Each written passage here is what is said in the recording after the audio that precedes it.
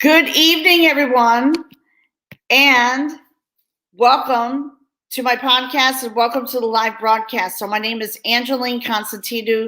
I am the founder, CEO, and podcaster of Let's Break the Silence with Angeline. So welcome to my podcast, and you can find all my new episodes, which are available at letsbreakthesilence.com. And also, please like and subscribe to my Let's Break the Silence with Angeline on Anchor FM, Spotify, Google, Apple, and all the live streams. So if you are watching the live right now, please let us know by hashtagging live in the comments. Let us know, please, where you are tuning in from so we can give you a shout out. So I have an amazing guest with me, and this is the power of the internet. So excited to introduce here Jessica Lundgren. So Jessica is a dating and self-worth coach. She helps single-driven women who are tired of the dating game uncover the limiting beliefs and habits that are blocking you from attracting a quality man and experiencing that deep soul love. So when I had the pleasure of talking to Jessica about this, I said, you need to be on my podcast to share with my audience. And by the way, my podcast empowers women. We help women rediscover themselves, reinvigorate their life, and regain their power after domestic abuse.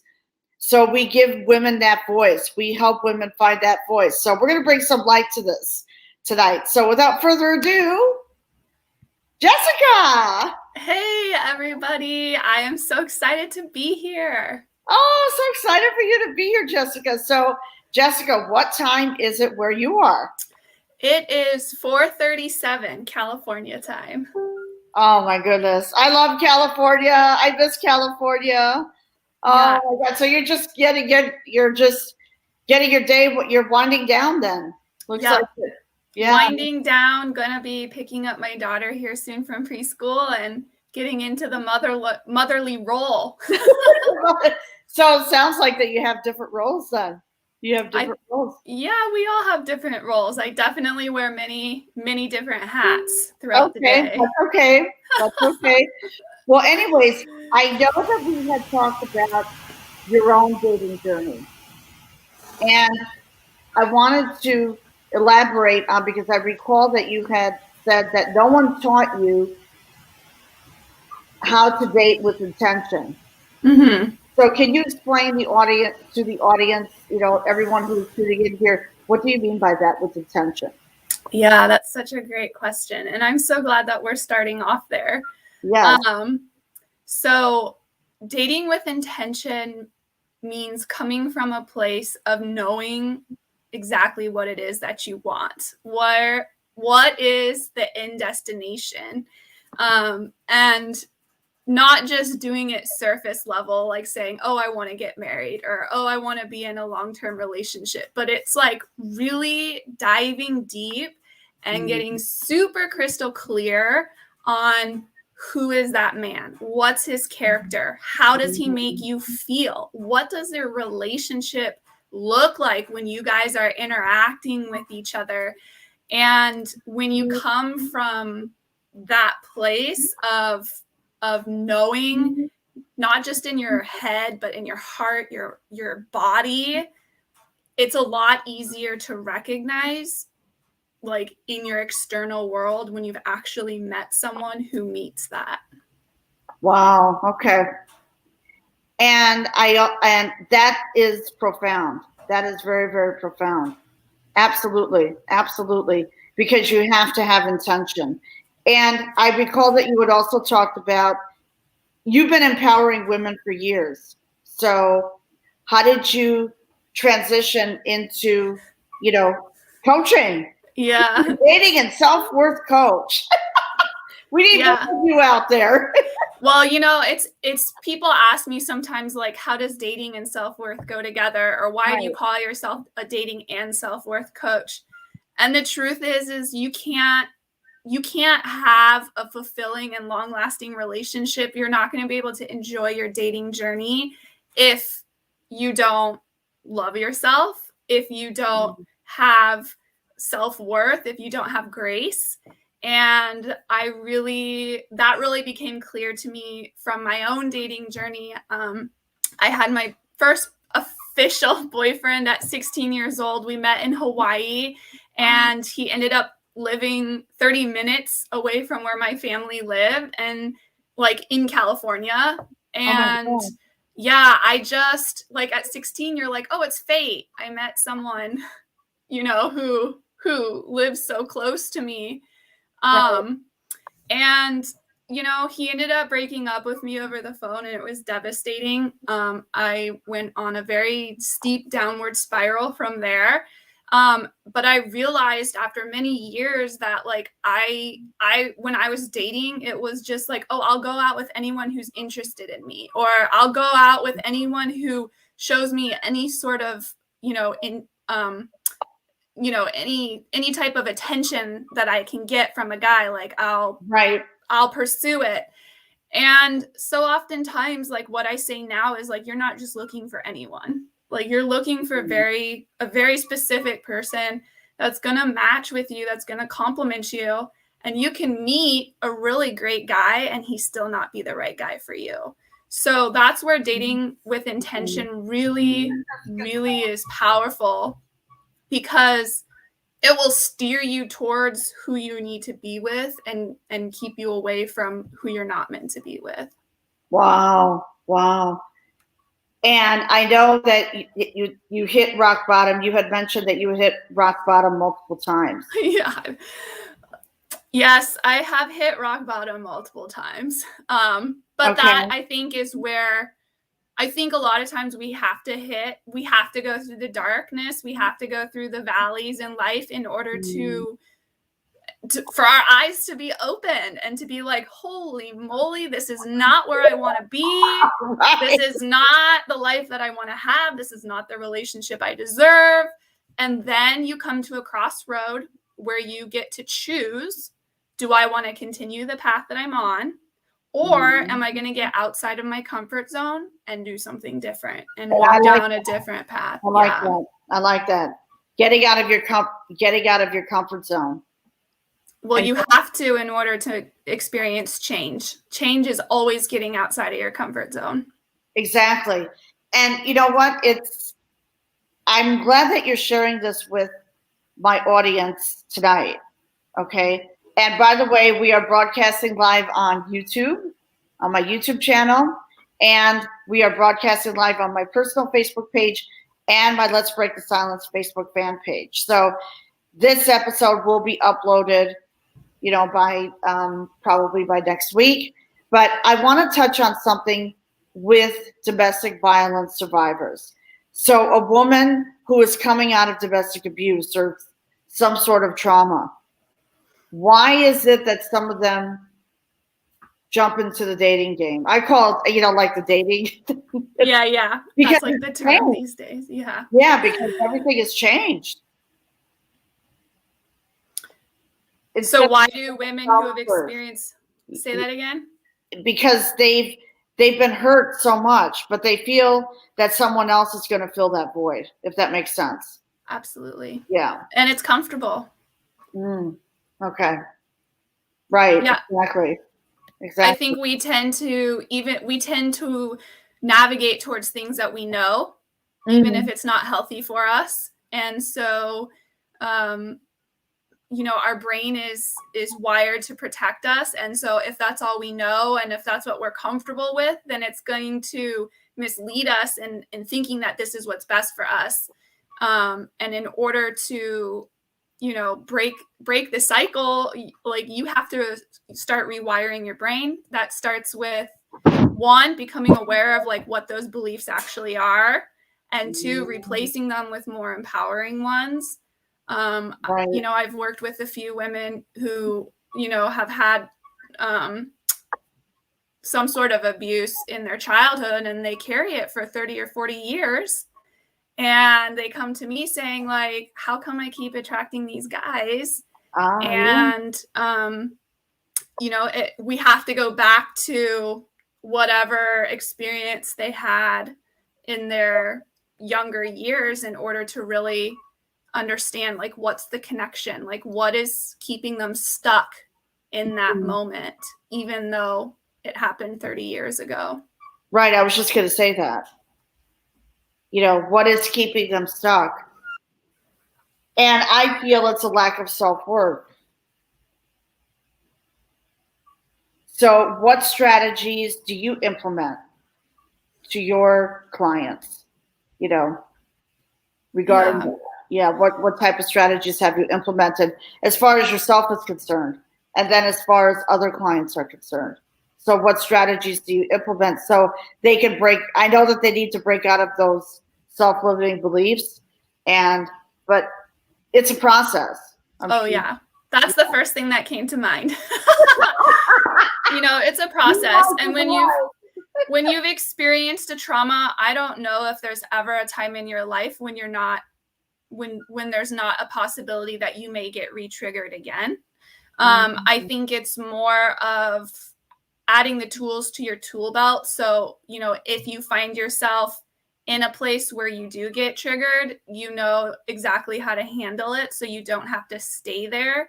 It's also becoming aware of knowing in your body, like, when you're starting to get to that place of being triggered.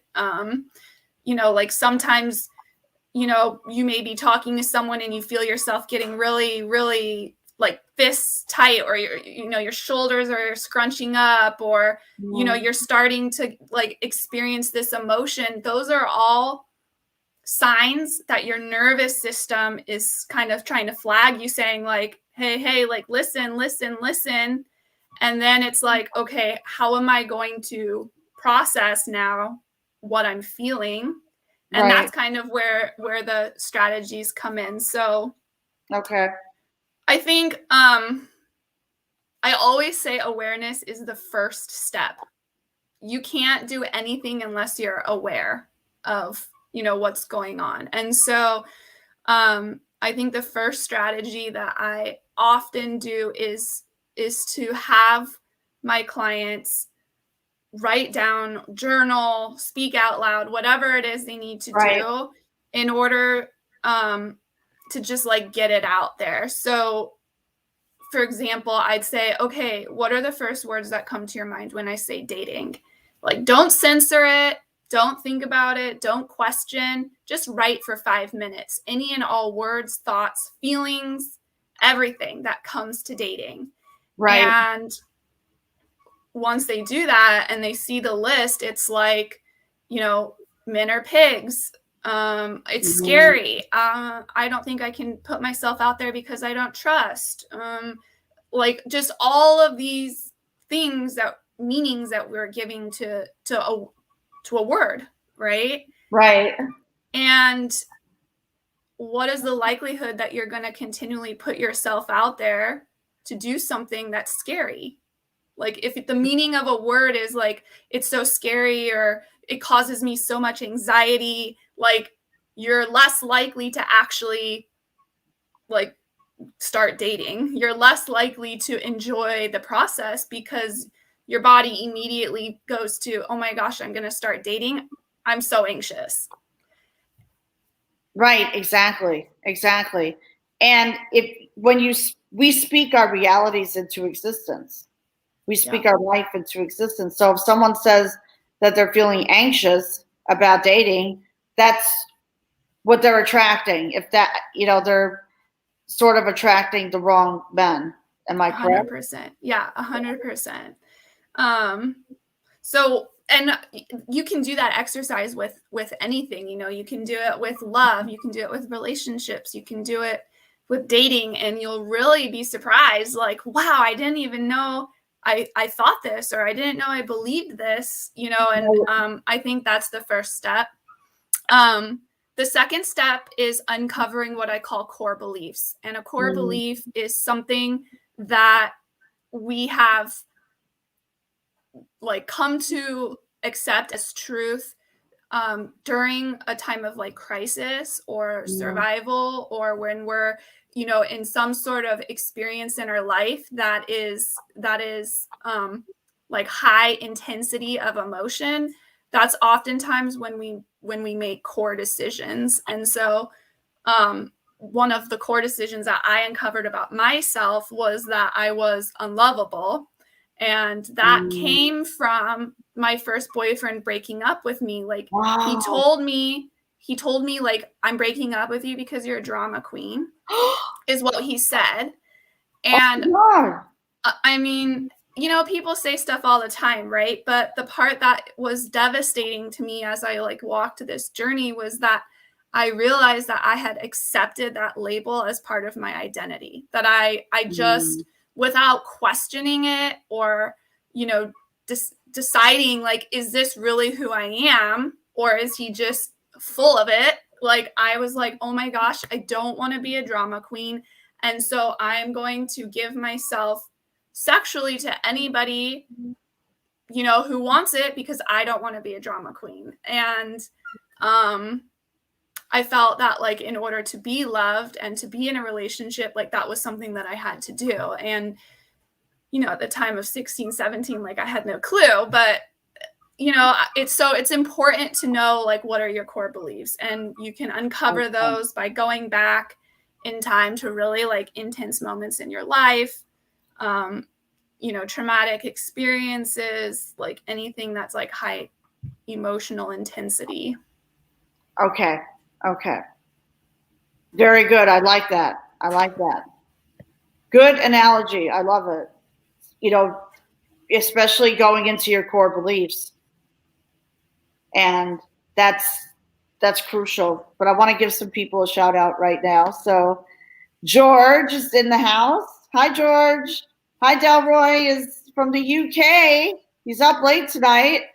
Jonathan, happy hump day, is from Germany. And you know what? I've noticed that the people overseas stay up late. So this is good to know. Hi, Jessica. And Delroy said live. Okay, good. Well, we have some people tuning in tonight. So we have a couple of other people that are here, but they haven't commented yet. Please comment below if this topic is resonating with you, this live is resonating with you.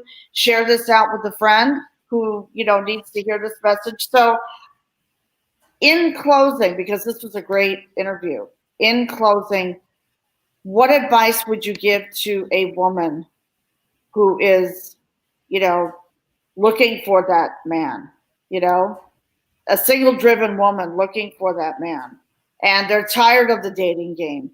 They're, you know what I mean? They're just tired of it, because I hear it all the time. It's a pick, you know, like it's a hookup. Yeah, I hear that often. That all men want. Yeah, do you hear that often? Oh yeah. Okay. I think the biggest thing is to focus on you. Okay. No matter where you are at in your personal development journey, you can always do more. And I think the more that we put the focus on ourselves, like in terms of self-care, self-love, empowering yourself, creating a life that you actually are so in love with, it raises the energy that you give off. And that energy is so attractive to men, really to any person. Like, people love to be around other people that are just high vibration, that feel safe, that feel warm. So that would be my first piece of advice. And I have to follow it up with the second piece of advice, which is, if you are a listener and you feel like you kind of are already in that place, I think the second focus is just putting yourself out there. You never know how you're going to meet somebody. It could be talking to a girl at CrossFit or the gym, and you end up hitting it off, and you become friends, and they introduce you to one of their single guy friends. It could be approaching somebody at a karaoke night and just saying like, hey, what are you drinking? Or, oh, what's your favorite song? Like, you just never know. So put yourself out there, even if it's uncomfortable. And I agree. Definitely put yourself out there. Absolutely. Well, this was great. I really enjoyed this tonight, Jessica. Where can people reach you? I think the easiest place would be my website, which is jessicaelundgren.com, and Instagram is Finding the Good Men. And I hope to hear from you and get some comments about what your biggest takeaway from this. Yes, we would love your biggest takeaway from this. And do you do like a free clarity call? Yep, I do a free clarity call, and I have a free quiz that's on my website. It's what's blocking you, uncovering your dating archetype, what's blocking you from finding quality men. It's a really fun, short 45-second quiz. So. Ooh. Oh, wow. 45-second quiz. I should take that. See? You motivated me. Okay, so free quiz. I just put down what's blocking you, and it's a 45-second quiz. Yeah. Yeah, because you know what it is? I know that when I got out of my domestic abuse, it took me a while. You know, it took me a while to put myself out there. Now I have dated, but I haven't found the right guy yet. And I kind of went into, you know, a little isolation for a while. So I think I'm ready to put myself out there. Yeah, that's so exciting. Yeah, I think the timeline is different for everybody. You know, I think you really just have to look inside and just, you know, am I proud of myself? Do I like who I am as a person? And if you can answer yes to those questions confidently, then, you know. Exactly. Why not? Yeah, why not? Why not is right. Why not is right. You know, we deserve to live an abundant life. 100%. Yeah, 100%. And I think you can live that without, you know, a life companion. Right. And to trust that you can have an amazing, abundant life without someone also helps relieve the pressure of dating and finding someone, you know, that you can live that abundant life with as well. So it's kind of an interesting like balance of feeling and like trusting. Trusting, exactly. It's establishing that trust first, you know. And this is how I feel when you're ready to go out and date. And yes, you do have to be uncomfortable. You have to be completely healed from the trauma. Okay, because, you know, my audience, a lot of them are domestic abuse survivors, and, you know, they're women and they're very driven. You know, they either have their own businesses or, you know, they're looking to start a business. It's just getting over that fear, I think. Well, yeah, you know, and the thing is the fear is not going to go away. Okay, there you go.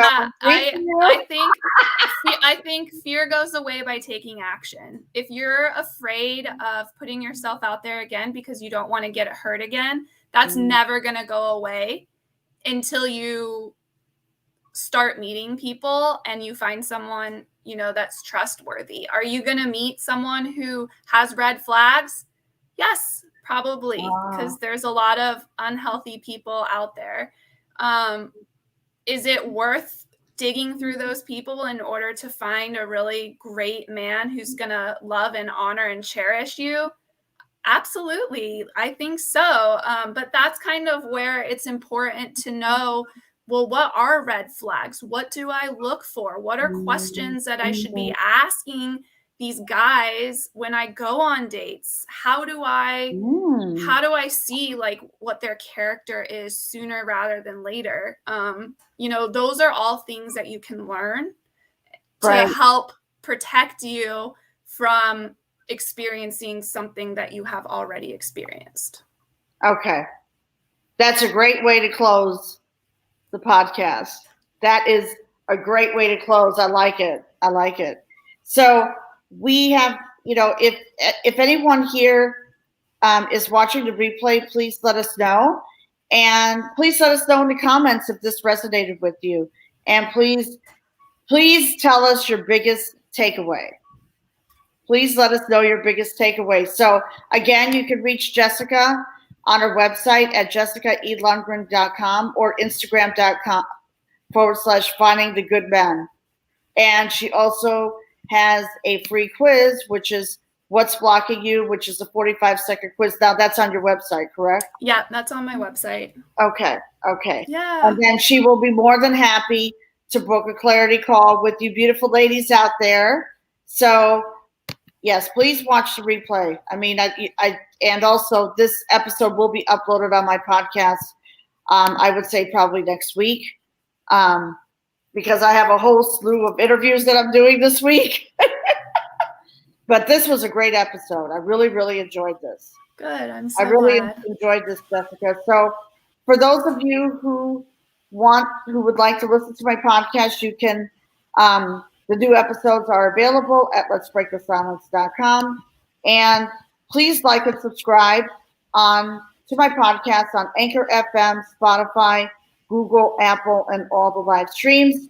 This episode will be uploaded very soon, and you will have a chance to listen to it. And I am really proud of you, Jessica. You've made great strides in your business. And yeah, I'm really excited for you. I'm excited for your journey. I'm excited for everyone listening. I think. Good. Yeah, healing is so amazing. Healing is amazing. It is. Yeah. I mean, the worst thing you could do is to curl up in a blanket, and stay there forever. Yeah, no. That's the comfort zone. And That's not going to make you better. That I can tell you. Yeah. That will not make you better. All right, everyone. So thank you so much for tuning in. And the replay viewers, please let us know by hashtagging replay. We are going to bring this broadcast to a close. I wish you all, Jessica, please stay for a minute after the broadcast. And we all wish you a great night. Okay? Bye. Bye.